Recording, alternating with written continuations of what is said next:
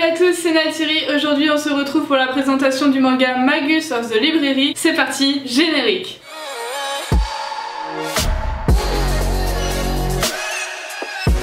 Magus of the Library est un seinen des éditions Kiun. Il est écrit et dessiné par Mitsu Izumi. En France, c'est un manga qui est en cours avec un seul tome qui est donc celui-ci et le deuxième tome va sortir le 6 juin. Et au Japon, c'est un manga qui est en cours avec 2 tomes et on n'a pas de date pour le 3e tome. L'histoire tourne autour du jeune Shio qui vit dans un petit village, mais malheureusement il fait partie de la classe des pauvres. Et en plus de ça, il est différent physiquement, c'est-à-dire qu'il a la peau très blanche et les oreilles pointues. Comme il est différent et pauvre, il se fait brimer en permanence par les gens de son village, par les enfants notamment de son village. Shio est passionné par la lecture et par les livres, c'est littéralement ce qui le fait vivre, ce qui le fait tenir de toutes ces brimades. Dès qu'il peut, il essaie de s'introduire dans la librairie de sa ville. Malheureusement, elle lui est interdite parce qu'il est pauvre et que le libraire pense qu'il va forcément détruire, dégrader ou voler un des livres. Et donc il le vire à chaque fois, malgré qu'il revienne à chaque fois. Shio déprime de sa situation et il désespère d'un jour pouvoir devenir quelqu'un et d'un jour pouvoir vivre de sa passion et ne pas être juste un pauvre. Mais ça, c'est avant que les 4 Kazuna viennent dans son village. Les Kazuna sont des représentants et représentantes de la bibliothèque de la capitale et elles vont voir les bibliothèques de province pour voir si tout va bien, si les livres sont bien entretenus, si les livres sont à portée de tout le monde et ainsi de suite. La capitale de cet univers s'appelle Ashka et elle est réputée pour avoir la plus grande bibliothèque de